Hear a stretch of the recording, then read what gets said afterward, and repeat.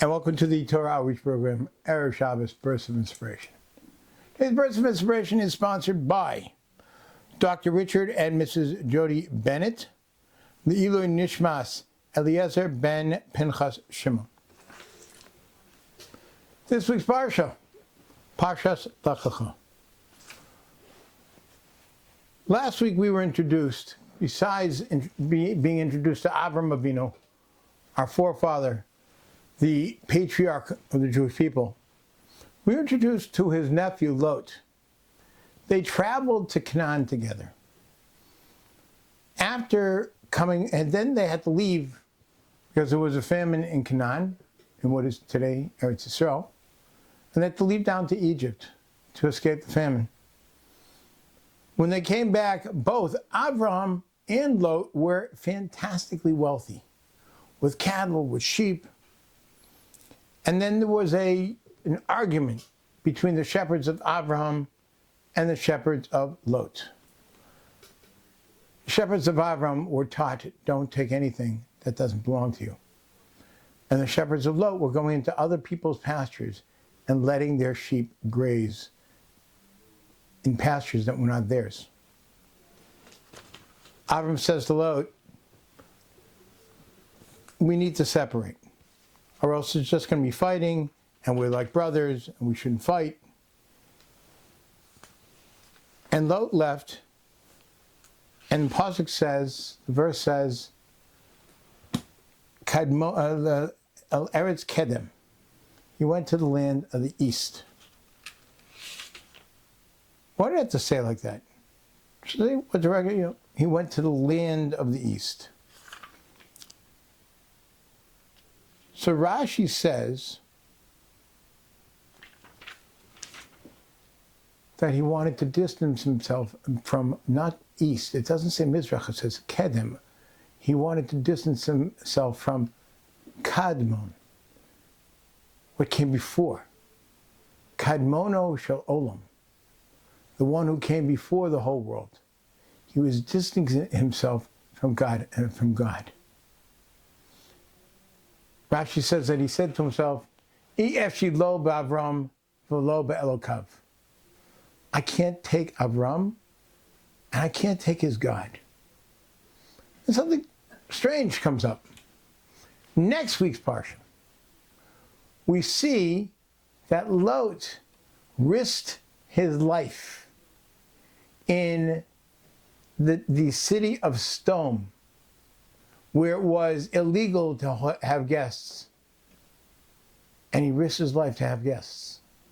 Not only that, when they came to his house, he knew that that time of year in the future was going to be Pesach. He learned that from Abraham, and he served his guests matzah. Somebody who risks his life for guests and feeds his guests matzah on Pesach? Does that sound like someone who wants no part of God or godliness? Very strange. But it doesn't say that he went to Stone, actually. It says, Yehal ad Stone. He went up until Stone. He didn't go into Stone. Avram's too much for me. Stone is too much for me. Opposite extremes. He said, Efshi lo ba'Avram lo ba'Elokav. I can't take Avram and I can't take his God. Why not? I can't take God. His God. His approach to God. Now, what was Avram's approach to God? Let's take this back to the original split. Avram's servants didn't want Lot's servants or shepherds to graze on other people's lands. Lot's shepherds were like, don't give us your religion. This is business. You know, religion is one thing, business is another. That was Lot. Lot liked the fuzzy parts, the soft and fuzzy parts of Torah. He liked the rituals. Eating matzah on Pesach, beautiful ritual. Having guests, beautiful ritual. But does God really have to get involved in my business also?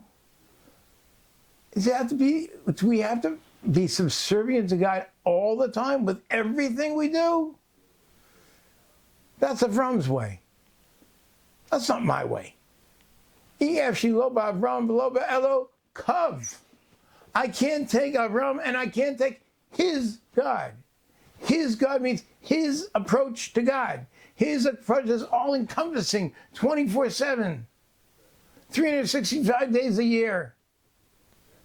I can't handle that. I can't do everything.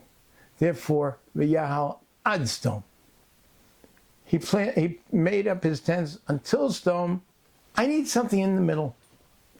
I want to compromise. What happens when you compromise? Avram's approach to God is supposed to be our approach to God. We are supposed to be subservient to our Creator and our Master, not only with the religious rituals, but in our lifestyle, how we do business, modesty, morality.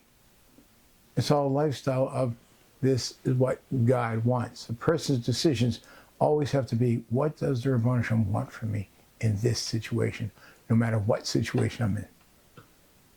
You can't pick and choose. I like this, I'll do it. I don't like that, I won't do it.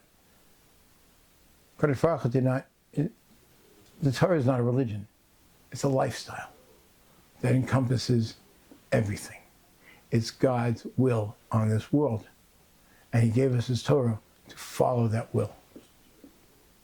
What happens when you pick and choose? I like this, I like the rituals, but I don't know, I like all the morality laws. I don't like the business laws. I like having guests, but I won't do this, I will do that. Pick and choose. What happens to somebody like that? Well, what happened to Lot? Eventually, Lot ended up in Sodom. And he was only saved from Sodom because of the merit of his uncle, Avram, who lived a life of all-encompassing.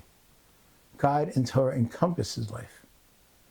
But then later, Lot defiled himself and became the most immoral, lowly person, to the point that Avram had to distance himself even more.